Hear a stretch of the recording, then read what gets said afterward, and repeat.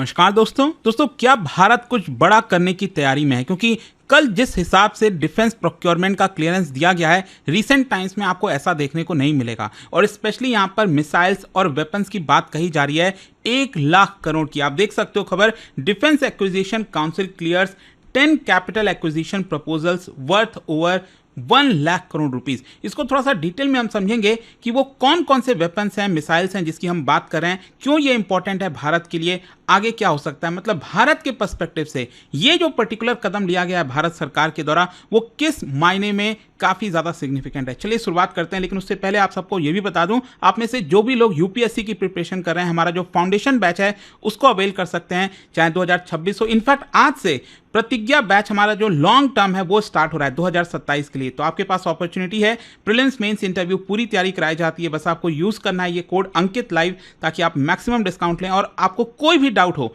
मेरी personal team आपको इस नंबर पर मिल जाएगी, यहाँ पर आपको कॉल करिए और प्रॉपर गाइडेंस ले सकते हैं। चलिए शुरुआत करते हैं। सबसे पहले मैं आपको बता दूं, डिफेंस एक्विजिशन काउंसिल ये होता क्या है। देखिए, जो डीएसी है ये हाईएस्ट डिसीजन मेकिंग बॉडी है मिनिस्ट्री ऑफ डिफेंस के अंदर। तो एक एक वर्ड पर ध्यान दीजिएगा, आपके एग्जाम में कहीं से भी पूछा जा सकता है कि किसके अंदर आती है। तो एक तो ये मिनिस्ट्री ऑफ डिफेंस के अंदर आती है। क्यों? ताकि कैपिटल प्रोक्योरमेंट से रिलेटेड जितने भी मुद्दे हैं उसको सुलझाया जा सके। मतलब मान लीजिए आर्मी है, नेवी है, एयरफोर्स है, अगर उनको कोई भी इक्विपमेंट चाहिए, चाहे रफेल चाहिए, मिसाइल चाहिए, कुछ भी चाहिए, तो ये सबसे पहला स्टेप होता है। ये जो डिफेंस एक्विजिशन काउंसिल होती है वो जब तक क्लियर नहीं करेगी तब तक चीजें आगे नहीं बढ़ पाएगी। और इसको हेड कौन करता है? It is headed by the defence minister himself, और वो है इस समय राजनाथ सिंह जी। और ये डिफेंस एक्विजिशन काउंसिल आप देख सकते हो, यहाँ पर जो कैपिटल प्रोक्योरमेंट प्रपोजल है उसको अप्रूव करता है। जो डिफेंस मॉडर्नाइजेशन है उसमें क्या क्या चीजें प्रायोरिटाइज होनी चाहिए उसको एक प्रकार से सेट करता है। और साथ ही साथ देश के अंदर ही हमारा प्रोडक्शन हो, जो डिफेंस इंडिजिनस प्रोडक्शन की हम बात करते हैं ना, आत्मनिर्भर भारत की, तो उसको भी प्रमोट करने में ये मदद करता है। अच्छा, कल हुआ क्या है आप देख सकते हो, 1.05 लाख करोड़ मतलब 12.6 बिलियन डॉलर के जो पैकेज है वो यहां पर अप्रूव किया गया है, विच इज रिसेंट टाइम्स में अगर आप देखो it is one of the largest defence acquisition package. और ये किस तरह का अप्रूवल है ये भी समझ लीजिए। बेसिकली क्या है, इसको हम कहते हैं AON, that is acceptance of necessity. मतलब ये पहला स्टेप होता है भारत के डिफेंस प्रोक्योरमेंट प्रोसेस में। और यहां पर जितने भी प्रपोजल्स फाइनलाइज किए गए हैं, it is under IDDM, by IDDM। IDDM एक कैटेगरी है, इसका मतलब हुआ indigenously designed, developed and manufactured. मतलब यहां पर आपको कहीं पर भी जो फॉरेन से हम इंपोर्ट कराते हैं वो देखने को नहीं मिलेगा। मतलब कुछ भी इंपोर्ट नहीं किया जाएगा, 100% ये हमारे भारत की जो कंपनीज हैं, जो डिफेंस पब्लिक सेक्टर अंडरटेकिंग्स हैं, वो इसको डिजाइन करेंगी, बिल्ड करेंगी, और मतलब एक प्रकार से पूरा एंड टू एंड जो है वो भारत के अंदर ही बनाया जाएगा। तो एक एक करके देख लेते हैं कि इसमें कौन कौन सी चीजें अप्रूव की गई हैं। सबसे पहला है एयर डिफेंस के लिए। आपने देखा होगा ऑपरेशन सिंदूर के दौरान एयर डिफेंस सिस्टम कितना ज्यादा मायने रखता है। पाकिस्तान ने भले ही बहुत कोशिश की यहां पर ड्रोन भेजने की, मिसाइलें भेजने की, लेकिन हमारा एयर डिफेंस सिस्टम इतना मजबूत था कि एक भी वो अटैक नहीं कर पाए भारत में। और जहां तक भारत का सवाल है, तो हमने बहुत सारी जो मिसाइल्स हैं उसके कई वीडियोज हैं, बहुत सारी चीजें वो हमने पाकिस्तान के ऊपर दागे, और पाकिस्तान काफी हद तक फेल हो गया उसको रोकने में। तो यहां पर अब क्या किया है भारत ने, QRSAM इसको अप्रूव कर दिया है। भारत चाहता है कि अब हमारे पास quick reaction surface to air missile system होना चाहिए। वो कुछ इस तरह का आपको देखने को मिलेगा। ये बेसिकली आप समझिए जो आकाश एयर डिफेंस सिस्टम है ना, कुछ वैसा ही है, लेकिन आकाश अलग है। ध्यान रखिएगा, आकाश वाला जो रेंज है वो करीब 45 किलोमीटर का है।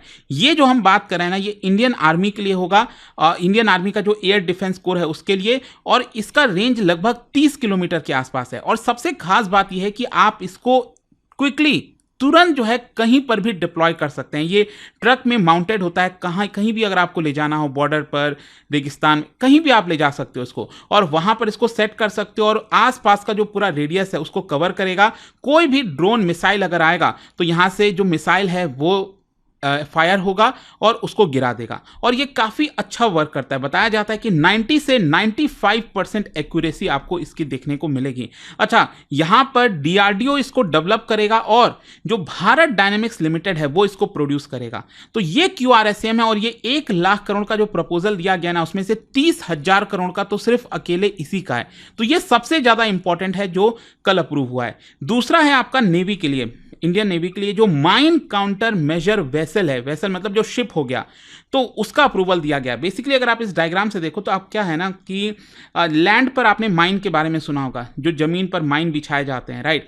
उसी प्रकार से समुद्र में भी इस तरह के माइंस, ये नीचे अगर आप देखोगे ये आपके माइंस जो है वो बिछाए जाते हैं। तो उसको डिटेक्ट किया जाए उसके लिए एक अलग से वेसल होता है। यहां पर जो दुश्मन देश ने माइंस बिछाए हैं जिसकी वजह से भारत के पोर्ट, शिपिंग रूट्स ये खतरे में आ सकते हैं, तो यहां पर जो वेसल है वो पहरेदारी करेगा, वो जगह जगह जाएगा और उसको डिटेक्ट करने की कोशिश करेगा कहां पर ये माइंस हैं। तो एक प्रकार से ये Indian shipyard, most probably Goa shipyard के द्वारा जो है ये पूरा का पूरा शिप बनाया जाएगा। तो ये काफी इंपॉर्टेंट हो जाता है स्पेशली वॉर के समय में। अब देखिए क्या है कि हम चाहते तो हैं हमारे पास ये शिप हो और माइंस को हम डिटेक्ट करें, लेकिन हमारे पास भी तो ये माइंस होने चाहिए ना, ताकि हम भी दुश्मन देश पर माइंस बिछा सकें। तो इसके लिए यहाँ पर इंडियन नेवी के लिए जो मूड माइंस है, ये आप देख सकते हो अगेन इस पिक्चर में, इस तरह के कुछ माइंस होते हैं, समुद्र के नीचे लगाए जाते हैं, कुछ अलग होते हैं लैंड से, ठीक है। तो यहाँ पर ये स्टैटिक अंडर वाटर एक्सप्लोसिव होते हैं ताकि हार्बर्स को प्रोटेक्ट किया जा सके। मतलब हम अपने खुद के हार्बर के पास जो है इसको बिछा देते हैं, हमें इसकी लोकेशन पता होती है कहाँ कहाँ पर है, लेकिन यहाँ पर जो एनिमी है अगर उसका कोई शिप या सबमरीन अगर गुजरेगा इधर से तो हम ऑटोमेटिकली इसको ब्लास्ट कर सकते हैं, टाइम कर सकते हैं, राइट, जिससे वो उसका जो पूरा शिप है, जो सबमरीन है, वो डिस्ट्रॉय हो जाए। रिमोटली हम इसको एक्सेस कर सकते हैं। So it enhances under water deterrence. तो ये मूड माइंस का भी अप्रूवल दिया गया है। चौथा है यहाँ पर सबमर्सिबल ऑटोनॉमस वेसल। ये कुछ नहीं, बेसिकली समुद्र के नीचे जो ऑटोनॉमस वेसल होते हैं ना, रिमोटली जो वर्क करते हैं, कोई इसमें पर्सन नहीं होता है, लेकिन ये जगह जगह जा सकता है समुद्र के अंदर। इससे हम इंटेलिजेंस गैदरिंग कर सकते हैं। मान लो कराची पोर्ट के पास हमें कोई भेजना है, ठीक है, वेसल, तो ये समुद्र के नीचे चुपके से जाएगा, वहाँ की जो चीज़ें हैं वो पता लगा लेगा, माइन डिटेक्ट कर सकता है, ये सर्वेलेंस मिशन में काफ़ी काम आता है। तो एक प्रकार से ये हम एक स्टेप ले रहे हैं towards autonomous naval warfare capability. मतलब ये कुछ यूएवी टाइप का है। अनमैन्ड एरियल व्हीकल होता है ना, ये हवा में चलता है, सेम उसी प्रकार से ये हम बात कर रहे हैं सबमर्सिबल ऑटोनॉमस वेसल की, मतलब ये समुद्र के नीचे चलता है। फिर नेक्स्ट यहाँ पर जो अप्रूवल हुआ है वो हुआ है अगेन इंडियन नेवी के लिए जो सुपर रैपिड गन माउंट्स है। बेसिकली ये नेवल आर्टिलरी सिस्टम है जो फ्रंट लाइन वॉरशिप्स में लगाए जाते हैं। बेसिकली जो शिप्स होते हैं, वॉरशिप्स होते हैं जिसको अटैक करना है, जैसे आपने फ्रिगेट्स के बारे में सुना होगा, तो उसके आगे मतलब शिप के एकदम फ्रंट में अगर आप देखोगे तो इस तरह का जो पूरा गन है वो माउंटेड रहता है। तो इसको कहते हैं सुपर रैपिड गन माउंट्स, और ये फास्ट होता है, automated multi role gun system होता है जो कि 1 मिनट में 120 प्लस राउंड फायर कर सकता है। और क्या है कि अगर मान लो कहीं से एनिमी का कोई एयरक्राफ्ट आ रहा है, कोई ड्रोन आ रहा है, मिसाइल्स आ रहा है, तो हम इस गन के थ्रू उसको डिस्ट्रॉय कर सकते हैं। तो ये कैपेबिलिटी होती है। फिर नेक्स्ट है यहाँ पर इंडियन आर्मी के लिए आर्मर्ड रिकवरी व्हीकल। अब ये क्या होता है, मैं अगेन पिक्चर में आपको दिखाता हूं। जैसे ये तो रहा टैंक, ये है आपका टैंक, और ये आपका रिकवरी व्हीकल जिसके लिए अप्रूवल दिया गया है। अब रिकवरी व्हीकल वो वैसा ही हो गया जैसे टो वैन होते हैं ना, कुछ उस प्रकार का है। मान लो टैंक कहीं खराब हो गया, उसको वहां से ढोकर लाना है, कुछ भी करना है, तो आप देख सकते हैं इस तरह से ये रिकवरी व्हीकल होता है। सो स्पेशल व्हीकल जो कि डैमेज्ड टैंक्स को टो करके लाता है। हैवी मिलिट्री व्हीकल होता है बैटलफील्ड कंडीशन में, एंड इसको डिजाइन किया गया है ताकि जो हमारा मेन बैटल टैंक है ना, अर्जुन टैंक, उसके साथ ये काम करेगा। एंड ये मैन्युफैक्चर कौन करेगा, ये BEML, भारत अर्थ मूवर्स लिमिटेड के द्वारा बनाया जाएगा।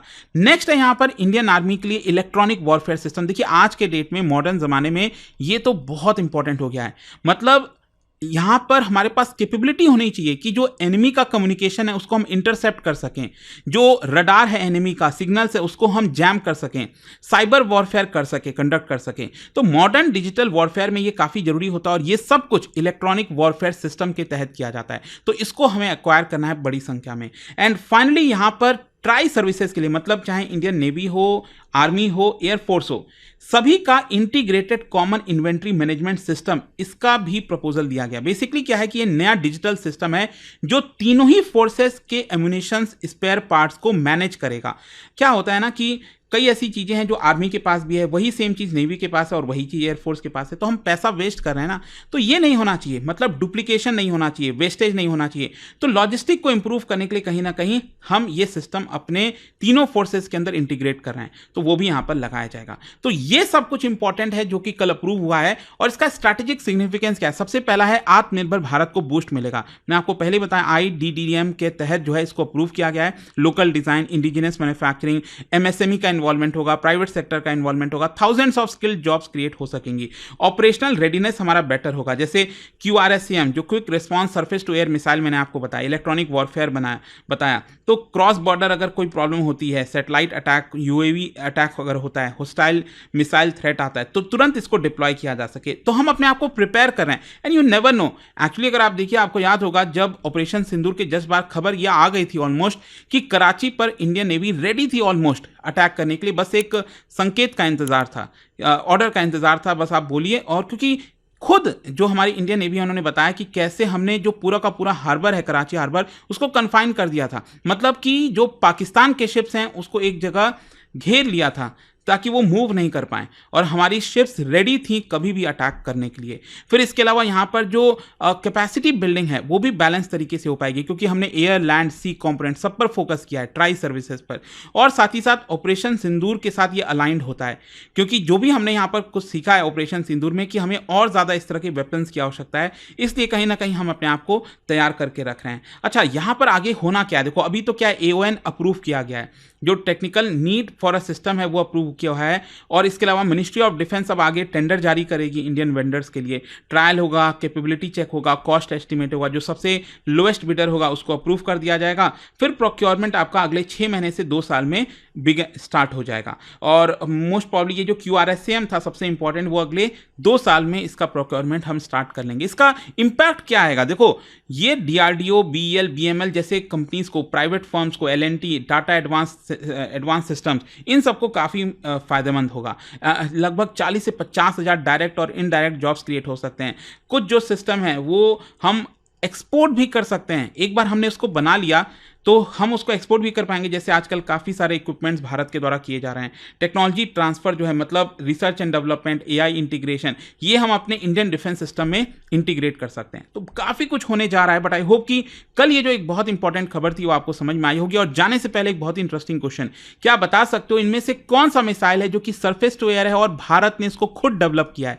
ये आपको बताना है। और उसका राइट आंसर आप सब जानते हैं, मेरे इंस्टाग्राम पर तो मिलेगा ही, वहाँ पर अगर आप नहीं हो कोई बात नहीं, टेलीग्राम से ले सकते हैं इसका सही उत्तर। और दोस्तों, जैसा मैंने आपको बताया, अगर आप UPSC की तैयारी कर रहे हैं, कोई भी बैच चाहते हैं, you can just use this code Ankit live to get maximum discount. और दोस्तों याद रखिए, अगर आप लॉन्ग टर्म की तैयारी कर रहे हैं, 2027 के लिए प्रिपेयर कर रहे हैं, आज से ही हमारा वो बैच स्टार्ट हो रहा है। And you can simply call on this number, वो आपको प्रॉपर गाइडेंस मिल जाएगी। मेरी पर्सनल टीम है एंड कोई भी आपको मदद चाहिए मुझसे आप जुड़ सकते हैं। Thank you so much. Dear aspirants, study IQ का P2I फाउंडेशन प्रतिज्ञा बैच एक नए फ्रेश बैच के साथ लाइव हो चुका है। बैच स्टार्ट हो रहा है 7 जुलाई को शाम 6 बजे। अब IAS की तैयारी बनेगी और भी आसान, प्रॉपर क्लैरिटी, एक्सपर्ट गाइडेंस और इंडिया के टॉप UPSC एजुकेटर्स के साथ।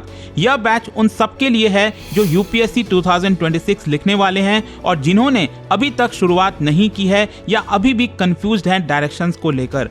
1000+ आवर्स की live classes full structured road map के साथ, 1-on-1 पर्सनल मेंटरशिप, हर स्टूडेंट को मिलेगा personalised guidance, hand written notes, smart और क्विक रिवीजन के लिए, PRP MRP residential programmes, prelims और मेंस के कंप्लीट सपोर्ट के लिए। और यह सबके साथ मिलता है कमिटमेंट का फुल रिटर्न। प्रीलिम्स क्लियर करो, फुल रिफंड पाओ, हर मंथ के टॉपर्स को 11,000 रुपीज तक के कैश रिवॉर्ड्स। लेकिन दोस्तों, बैच स्टार्ट होने में अब सिर्फ कुछ ही दिन बचे हैं, तो डिसीजन अभी लेना जरूरी है। अभी डाउनलोड करो स्टडी IQ ऐप या विजिट करो वेबसाइट, सर्च करो P2I फाउंडेशन प्रतिज्ञा बैच, सेलेक्ट करो टारगेट ईयर 2026, क्लिक करो बाय नाउ और अप्लाई करो code Ankit live ANKITLIVE for maximum discount. अभी भी अगर आपको कोई डाउट है तो मेरी पर्सनल टीम को कांटेक्ट कर सकते हैं ऑन दिस नंबर 092400232293।